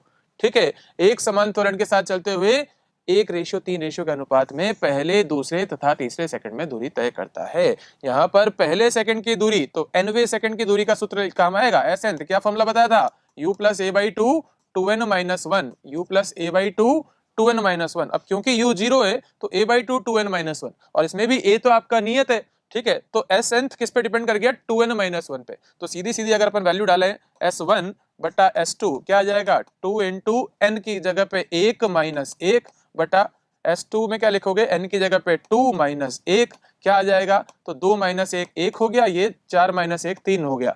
आगे आप s2 और s3 का रेशियो लोगे तो उस केस में क्या आ जाएगा, 3:5 आ जाएगा। ठीक है, इस तरह से आप क्या देखोगे कि पहले सेकंड में तय की गई दूरी, दूसरे सेकंड में तय की गई दूरी, तीसरे सेकंड में तय की गई दूरी का अनुपात 1:3:5 इस तरह से आगे चलता है। ठीक है, आगे देखिएगा, यदि कोई पिंड फिर से आप बोले कि एक समान त्वरण के साथ और विराम से चलना शुरू करता है, मतलब फिर से अपन ये बोल रहे हैं कि u तो होना चाहिए क्या, 0 और a होना चाहिए कांस्टेंट, एक a क्या होना चाहिए, कांस्टेंट होना चाहिए। ठीक है, तो उस केस में समान क्रमिक दूरियों के लिए लिया गया समय का अनुपात क्या आएगा, 1:√2 माइनस √1, जिसको √2 माइनस 1 लिख लिया, रेशियो √3 माइनस √2, और आगे भी अगर अपन को चाहिए तो √4 माइनस √3, √5 माइनस √4, इस तरह से आप आगे भी निकाल सकते हो। ठीक है, तो ये इंपॉर्टेंट फॉर्मूलाज हैं, आपके क्वेश्चंस में काम आएगा। जब हम लोग क्वेश्चंस के जो सीरीज लाएंगे उसके अंदर आपको इसके क्वेश्चन देखने को मिलेंगे। ठीक है, आगे बढ़ते हैं। यहाँ पर एक क्वेश्चन मैं डाल देता हूँ आपको। ठीक है, तो मान लीजिए आपसे बोला जाए कि एक कण विराम से प्रारंभ करता है अपनी गति को और एक निश्चित त्वरण से, ठीक है, एक निश्चित त्वरण से वो गति कर रहा है, किसके अनुदेश, सरल रेखा के अनुदेश, है ना, सरल रेखीय गति कर रहा है, सरल रेखीय गति कर रहा है। ठीक है, अगर वो अपनी गति जो कर रहा है उसमें पहली आधी दूरी जो है 10 सेकंड में पूरी करता है, तो अगले आधी दूरी को तय करने में समय कितना लगेगा। ठीक है, ये क्वेश्चन आपके सामने रख दिया। ठीक है, कैसे निकालोगे, तो अभी अपन ने सूत्र पढ़ा था कि u 0 है, बिल्कुल u 0 दिया हुआ है। ठीक है, a नियत होना चाहिए, a नियत दिया हुआ है। ठीक है, तो बराबर क्रमिक दूरियां तय करने के लिए रेशियो क्या बताया था, T1 ratio T2 ratio T3, इस तरह से क्या आया था, यह आया था 1:√2 माइनस 1 रेशियो √3 माइनस √2, और आगे भी इस तरह से अपन ने इसको यूज किया। तो इस सूत्र का अपन ने इस रिजल्ट का यूज किया और बोला कि पहला यहां से यहां तक आपको T1 दिया हुआ है, T1 आपको दिया हुआ है क्या, 10 सेकेंड, और T2 आपको निकालना है। ठीक है, तो T2 का मान क्या होगा, T2 का मान होगा √2 माइनस 1 टाइम्स T1। ठीक है, तो √2 का मतलब हो गया 1.414 माइनस 1 गुणा T1, T1 कितना था, 10 सेकंड, तो बोलेंगे कितना आ जाएगा, ये आ जाएगा 4.14 सेकंड। तो कुल समय की बात करेंगे तब तो लगेगा 14.14, और अगर ये समय पूछेंगे T2 पूछेंगे तो आएगा 4.14। ठीक है, तो इस तरह से अपन यहाँ पर यूज कर सकते हैं। ठीक है, आगे बढ़ते हैं। अभी अपन गुरुत्वीय गति की बात करते हैं। गुरुत्वीय गति का मतलब यह है कि यहाँ पर जो गति हो रही है उसमें त्वरण का मान जो है वो कांस्टेंट है। ठीक है, और कितना है, गुरुत्वीय त्वरण के बराबर। तो a की मान अपन क्या ले लेना है, g ले लेना है, a बराबर g, और g का मान कितना होता है आप सबको मालूम है, g का मान होता है 9.81 मीटर प्रति सेकंड स्क्वायर। ठीक है, 9.81 मीटर प्रति सेकंड स्क्वायर, जिसको न्यूमेरिकल्स में जब न्यूमेरिकल को सॉल्व करते हैं अपन जो जनरली 10 ले लेते हैं। ठीक है, जनरली 10 ले लेते हैं। ठीक है, तो गुरुत्वीय गति, अब गुरुत्वीय गति में हम लोग क्या करेंगे, किसी पिंड को, किसी कण को एक बार ऊपर की तरफ फेंकेंगे, एक बार किसी हाइट से नीचे की तरफ फेंकेंगे, और एक बार किसी टावर की छत से ऊपर की तरफ फेंकेंगे। ठीक है, तो ये कुछ आपके केसेस रहेंगे। पहला केस अपन शुरू करते हैं, जब किसी पिंड को लंबवत ऊपर की ओर प्रक्षेपित किया जाता है। मान लीजिए कि आपके पास एक बॉल है और उस बॉल को हमने u वेग देते हुए u वेग से ऊपर की तरफ प्रक्षेपित किया। अब देखो, जैसे जैसे ये वस्तु या एक बॉल जो है वो ऊपर जा रही है, वैसे वैसे इसके वेग में क्या हो रही है, कमी आती जा रही है। जब ये उच्चतम बिंदु पे चली जाएगी, ये जब उच्चतम बिंदु पे चली जाएगी तो यहाँ पर v फाइनल क्या आ जाएगा, 0 आ जाएगा। ठीक है, v फाइनल 0 आ जाएगा, और किसी जनरल जगह पे लिखेंगे तो v रहेगा। ठीक है, अब इस पूरी गति के दौरान a का मान क्या है, g के बराबर, और किधर की तरफ है, नीचे की तरफ। ठीक है, तो क्योंकि त्वरण जो है वो वस्तु के वेग की दिशा के विपरीत है, इसलिए अपन a बराबर माइनस जी यहाँ ले लेते हैं। ठीक है, आपकी इक्वेशंस क्या हो जाएंगी, v is equals to u minus G T, दूसरी h is equals to U T minus half G T square. क्या किया अपन ने a को माइनस जी रिप्लेस कर दिया और s को h रिप्लेस कर दिया। तीसरी समीकरण क्या आ जाएगी, V square minus U square बराबर -2gh। चौथी क्या आ जाएगी, एच nth का फॉर्मूला, एच nth का nवे सेकंड में तय की गई दूरी, तो nवे सेकंड में कितनी ऊंचाई गया, ठीक है, तो क्या आ जाएगा u minus G by two 2n minus 1।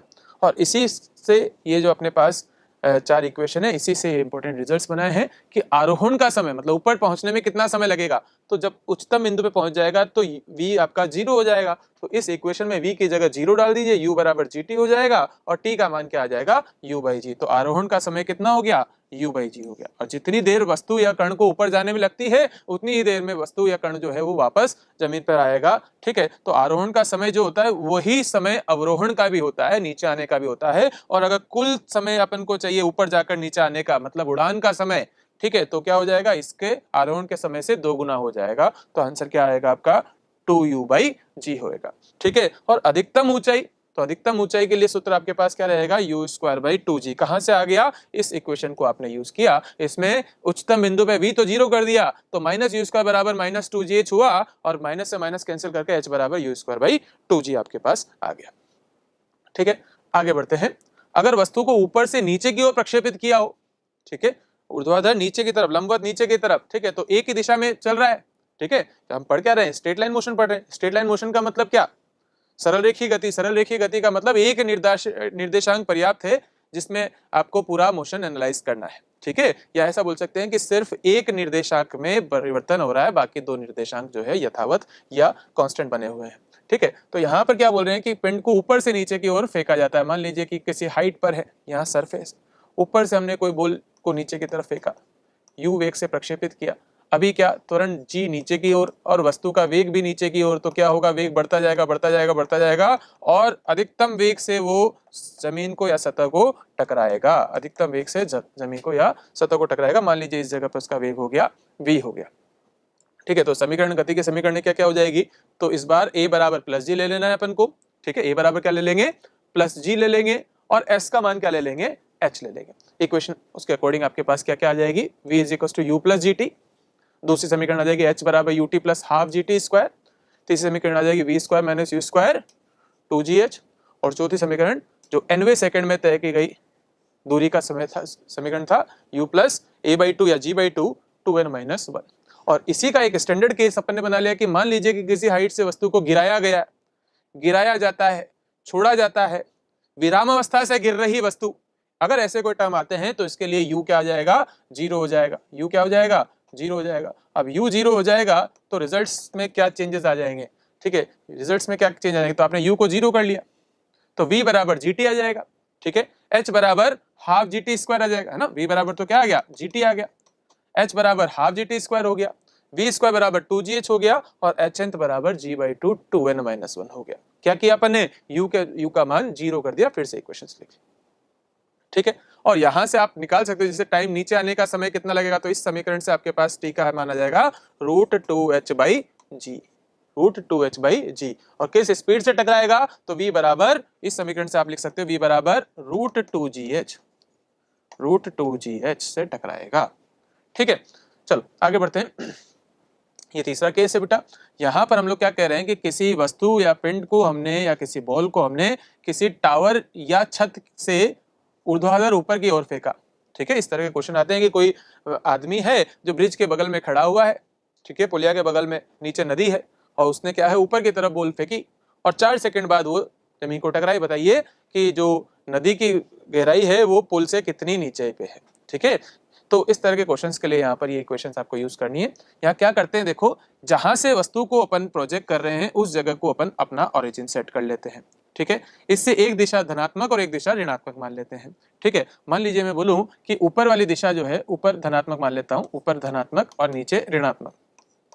अगर ऐसा मान लिया तो आपका u जो है वो तो धनात्मक हो जाएगा, है ना, और फाइनल वेलोसिटी नीचे की तरफ है तो v नेगेटिव कर लूंगा और त्वरण नीचे की तरफ है तो a बराबर माइनस जी लिख लूंगा और h भी, h क्योंकि ये ओरिजिन है तो ये जो h है टावर की ऊंचाई, ठीक है, वो भी आपको नेगेटिव आएगी, है ना, h को भी आपको क्या लिखना है, -h, ठीक है। या विस्थापन जो है, ठीक है, बेटर होगा विस्थापन, s बराबर -h आ जाएगा, ठीक है। तो इक्वेशंस क्या क्या बन जाएगी, इक्वेशन बन जाएगी v is equals to minus v is equals to u minus G T, ठीक है। दूसरी इक्वेशन हो जाएगी माइनस एच बराबर U T minus half G T square. तीसरी इक्वेशन हो जाएगी V square minus U square बराबर 2gh। तीसरी इक्वेशन में कोई चेंज नहीं है, इसलिए नहीं है क्योंकि यहाँ पर नेगेटिव का स्क्वायर प्लस हो गया है और यहाँ माइनस जी इंटू माइनस एच किया है अपन ने ना, ए भी माइनस जी था और एस भी माइनस एच था, तो माइनस इंटू माइनस प्लस हो गया, ठीक है। तो ये इक्वेशन देखो, मान लीजिए आपसे बोला जाए कि एक ऑब्जेक्ट है, इसको यहाँ छत से ऊपर की तरफ फेंका, मान लीजिए कुछ स्पीड से अपन फेंक देते हैं 10 मीटर पर सेकंड से, ठीक है। और बोला कि 4 सेकंड बाद ये जमीन को टकराता है। बताइए हाइट ऑफ टावर कितना है, टावर की ऊंचाई कितनी। तो कौन सी इक्वेशन काम आ जाएगी, ये इक्वेशन आप यहाँ पे यूज कर सकते हो, ठीक है। क्या आ जाएगा, h बराबर माइनस एच बराबर U T minus half G T square, ठीक है।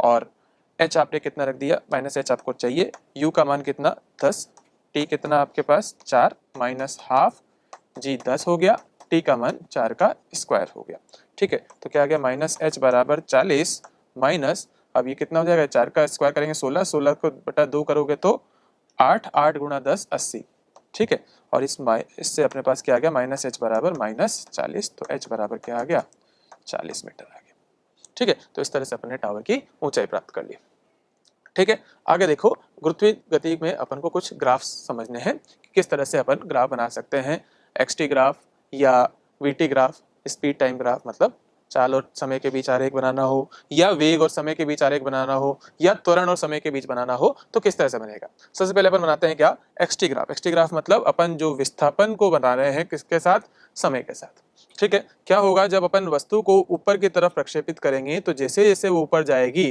ठीक है, इक्वेशन क्या रहेगा आपका एच का, एच की इक्वेशन जो रहेगी वो you T minus half G T square है ना, ऊपर जाने के लिए, ठीक है। तो पैराबोलिक पाथ आने वाला है, ठीक है, क्या आने वाला है, पैराबोलिक पाथ आने वाला है, ठीक है, परवलय आएगा, ठीक है। और उच्चतम बिंदु कब आएगा, जब समय का मान क्या हो चुका रहेगा, टी बराबर टी आरोहण, ठीक है। टी आरोहण कितना होता है, यू बाई जी, ठीक है। और उच्चतम हाइट कितनी होगी, h बराबर, तो अपन ने निकाली थी, h बराबर क्या होगी, h मैक्स का मान कितना होगा, u स्क्वायर बाई 2g होगा, ठीक है। और उसके बाद जितनी ऊंचाई से वस्तु पहुंची वहीं से वापस आ रही है, ठीक है। तो जितनी देर में वस्तु ऊपर जाती है, आरोहण का समय बराबर अवरोहण का समय, तो टाइम ऑफ फ्लाइट मतलब उड़ान का समय जो होगा वो आरोहण के समय से दोगुना आता है, मतलब 2u बाई जी। ये आपका विस्थापन समय ग्राफ रहा, ठीक है। ये क्या है, विस्थापन समय ग्राफ, विस्थापन समय ग्राफ, ठीक है। आगे देखिएगा, ये जो ग्राफ है ये चाल का ग्राफ है समय के साथ, है ना, चाल समय ग्राफ, ठीक है, चाल समय ग्राफ। इसमें क्या हो रहा है, देखो कि जब अपन ने किसी वस्तु को ऊपर की ओर प्रक्षेपित किया तो अधिकतम वेग से किया।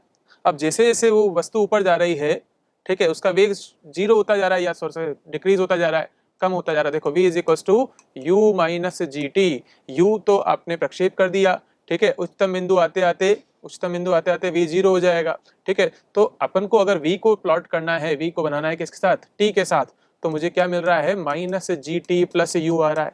तो इस को अगर y is equal to M X plus C, जो इस सरल रेखा की समीकरण है उससे कंपेयर करेंगे तो t के साथ समानुपाती जा रहा है, और कैसे जा रहा है, नेगेटिव स्लोप से जा रहा है, ठीक है। जब t बराबर u बाई जी हो जाएगा, t बराबर u बाई जी हो जाएगा, तो चाल कितनी हो जाएगी, जीरो हो जाएगी। उसके बाद क्या, उसके बाद वस्तु का जो दिशा है वो परिवर्तित हो गई और चाल फिर से बढ़ने लगी, और हम लोग क्या कहेंगे कि जब वो वापस टकराएगा सतह पर तो टाइम हो चुका होगा, टाइम ऑफ फ्लाइट मतलब उड़ान का समय कितना, 2u बाई जी, और जिस वेग से, जिस चाल से अपन ऊपर की तरफ फेंकते हैं उसी चाल से ये धरातल पर टकराएगी, मतलब टकराते समय वेग वापस कितना हो जाएगा, वेग हो जाएगा u पर नीचे की ओर हो जाएगा, ठीक है, चाल उतनी ही u, ठीक है। तो चाल में कोई परिवर्तन नहीं है, वेग में परिवर्तन है, ठीक है, क्योंकि वेग पहले तो था u जे के, पर जब टकराया तब है u माइनस जे के, ठीक है। यहाँ पे ये वेग समय ग्राफ है, क्या है, वेग समय ग्राफ, ठीक है, वेग समय ग्राफ। इसमें क्या देख रहे हैं कि उच्चतम वेग से u से अपन ने किसी वस्तु को ऊपर की ओर प्रक्षेपित किया, जैसे जैसे वो ऊर्ध्वाधर ऊपर की ओर बढ़ रही है उसका वेग कम होता जा रहा है इसी इक्वेशन से, ठीक है। t बराबर u बाई जी पे क्या होगा, उसका वेग शून्य हो जाएगा।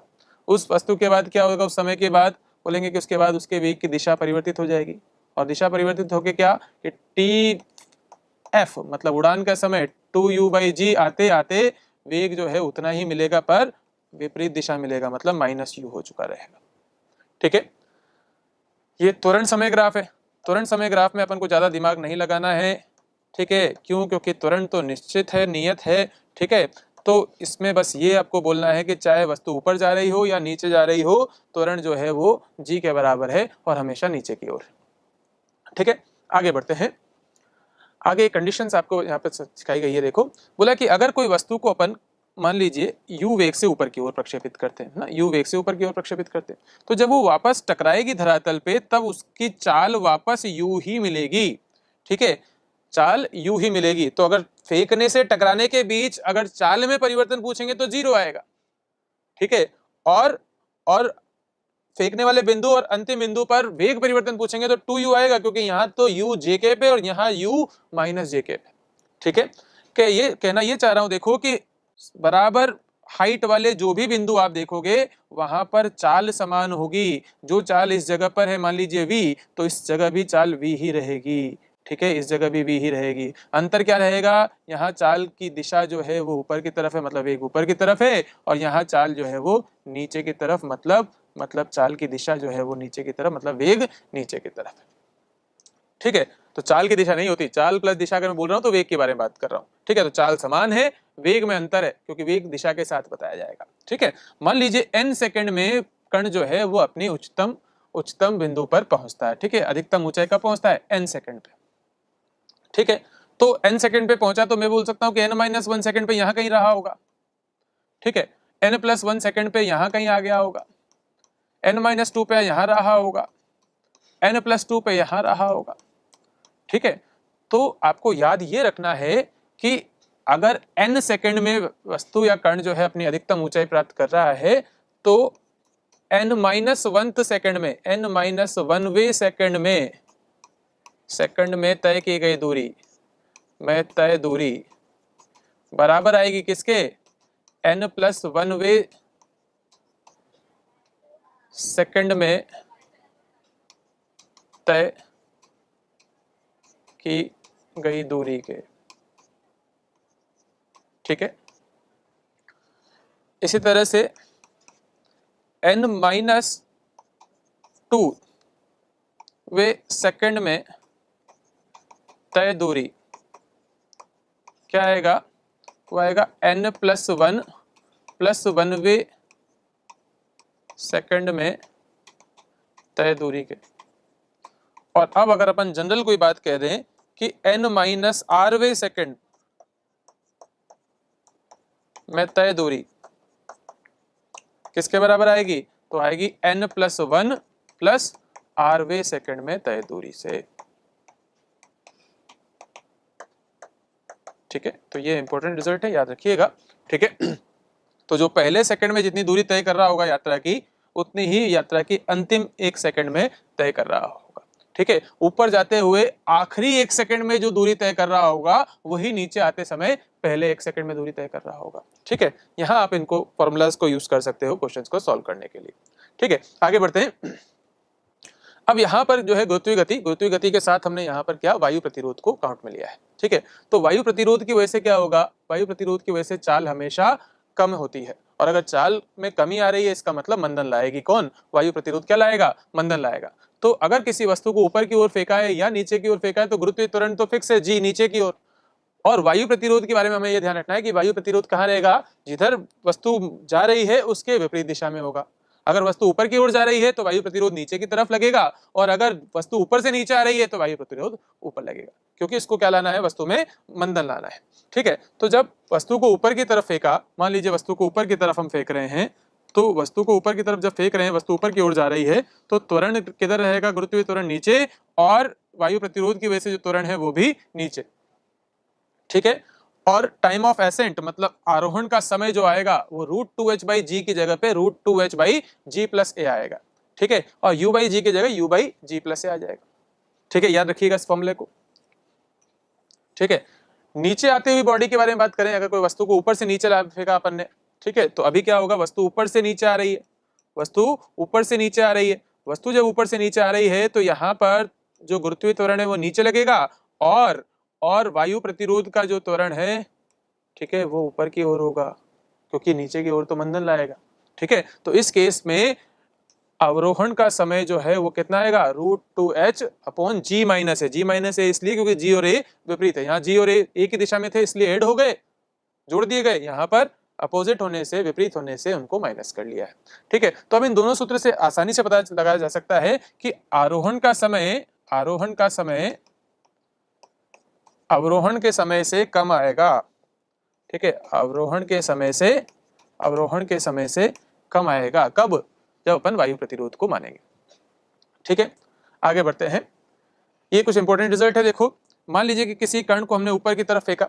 ठीक है, ऊपर की तरफ फेंका, u वेग से ऊपर की तरफ प्रक्षेपित किया, ऊर्ध्वाधर ऊपर की तरफ, लंबवत ऊपर की तरफ फेंका। ठीक है, अब ये वस्तु जो है वो ऊपर की ओर जा रही है। किसी समय t पर, या बोल सकते हैं टाइम t1 पर, ये वस्तु जो है पॉइंट P पे था, बिंदु P पे निकले। ठीक है, बिंदु P पे, और वापस आते समय भी देखा कि जब टाइम t2 हो रहा था तो उसी बिंदु से गुजर रही थी। ठीक है, मतलब t बराबर t1 पे और t बराबर t2 पे वस्तु की जो धरातल से ऊंचाई है वो बराबर है।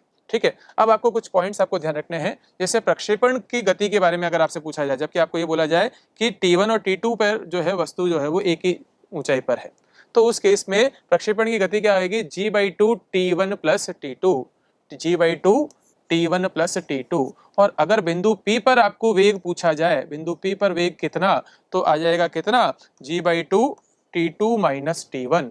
और बिंदु P की अगर ऊंचाई पूछी जाए तो h बराबर क्या आएगी, half g t1 t2, half g t1 t2। ठीक है, तो ये आपके पास हुआ। आगे बढ़ते हैं, देखो एक आध क्वेश्चन हम लोग डाल देते हैं। ठीक है, गुरुत्वीय गति पे क्वेश्चन डाल देते हैं। जैसे मान लीजिए आपसे बोला जाए कि एक वस्तु है, उसको हमने ऊपर की तरफ प्रक्षेपित किया।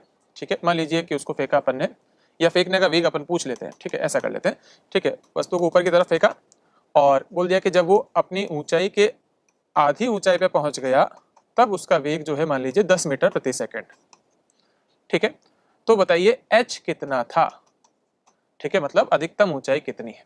ठीक है, अधिकतम ऊंचाई कितनी प्राप्त की, मतलब h आपसे पूछा, और साथ में क्या पूछा, u कितना पूछा। कैसे निकालेंगे, तो आप क्या कीजिए, इस बिंदु पर आपको वेग दिया गया है, इस बिंदु पे जो अधिकतम ऊंचाई का बिंदु है वहां आपको याद है क्या वेग होगा, 0 होगा। क्यों होगा 0, क्योंकि अगर वो 0 नहीं होता तो और ऊपर जाता है वस्तु। ठीक है, तो यहां से इस पॉइंट बिंदु को मैं A बोल देता हूं, इसको B बोल देता हूं, इसको C बोल देता हूं। तो B से C के बीच में क्या लगा दूं, तीसरी इक्वेशन का प्रयोग करूं। गति की तीसरी इक्वेशन का क्या हो जाएगा, v² माइनस u² 2as। और जब अपन गुरुत्वीय गति की बात करेंगे तो लिखेंगे v² माइनस u² बराबर 2, a की जगह पे -g और h की जगह पे h। तो h कितना है ये वाला, ये तो h/2 है इसलिए h/2। ठीक है, वैल्यू डाल दो, 0² माइनस u²। ठीक है, बराबर, अच्छा यहाँ पे u कितना है, तो u 10 लोगे आप, है ना। u क्या लोगे, 10। प्रारंभिक बिंदु पे कितनी है, 10। ये u हो जाएगा ना, इसको u बोलेंगे, ये v हो जाएगा, है ना, b से c के लिए। ठीक, आगे लिखेंगे 2 इंटू -g मतलब -10 गुणा h/2। इस 2 से 2 कट गया, -100 बराबर -10h। माइनस से माइनस कट गया, 0 से 0 कैंसिल हो गया, h का मान कितना आ गया, 10 मीटर। ठीक है, इसका मतलब है कुल ऊंचाई कितनी है, 10 मीटर। ठीक है, अगर आपको ये पता चल गया और तो आपसे पूछा जाए h कितना, ठीक है, अधिकतम ऊंचाई कितनी प्राप्त की, तो अधिकतम ऊंचाई का फॉर्मूला क्या होता है, u²/2g। ठीक है, तो अब अपने पास h अवेलेबल है, तो u बराबर क्या आ जाएगा, √2gh। ठीक है, तो 2 गुणा 10 गुणा 10 का रूट, तो कितना आ जाएगा, 10√2 मीटर प्रति सेकेंड। ठीक है, अच्छा कितनी देर में अधिकतम ऊंचाई प्राप्त किया वो पूछ लिया, तो अवरोहण का समय, ठीक है, या आरोहण का समय, क्योंकि अवरोहण आरोहण दोनों बराबर होते हैं। तो आरोहण का समय पूछ लिया तो क्या लिखोगे, u/g। ठीक है, u/g तो कितना जाएगा, तो u कितना है अपने पास, 10√2 और g 10, इस तरह से √2 सेकेंड, मतलब 1.4 सेकेंड में वस्तु अपनी उच्चतम बिंदु पर पहुंच जाएगा। ठीक है, तो ये आज हमने क्या किया, यहाँ पर वन शॉट रिवीजन अपने मोशन इन स्ट्रेट लाइन का मतलब सरल रेखीय गति का वन शॉट रिवीजन यहाँ पर पूरा किया। अभी देखो हमने यहाँ पर इंपॉर्टेंट फॉर्मूलाज के साथ लगभग पूरा चैप्टर आपका तय कर लिया है। ठीक है, तो आपके लिए बहुत इंपॉर्टेंट रहेगा जब आप इसको एक वन शॉट रिवीजन ले जाओगे, तो आपको जिसको अच्छे से पहले से स्ट्रेट लाइन ठीक ठाक समझ में आया है तो इसको थोड़ा अच्छी स्पीड से 1.5 स्पीड से आप चला सकते हैं। और अदरवाइज अगर जिसको कहीं कॉन्सेप्ट्स में कहीं वीक रह गए हैं बेटा, तो इसको बहुत प्रॉपर्ली, बहुत आराम से इसको एक बार सुन लीजिएगा। आशा करता हूँ कि आपके जो है कॉन्सेप्ट बहुत अच्छे हो जाएंगे। ठीक है, तो ये आपका जो रहा आपका स्ट्रेट लाइन का टॉपिक, आपका वन शॉट रिवीजन पूरा हुआ। आगे हम लोग क्वेश्चंस के साथ फिर से आपके साथ होंगे। ठीक है, तब तक के लिए धन्यवाद and don't forget to please share, subscribe and like this channel. Thank you.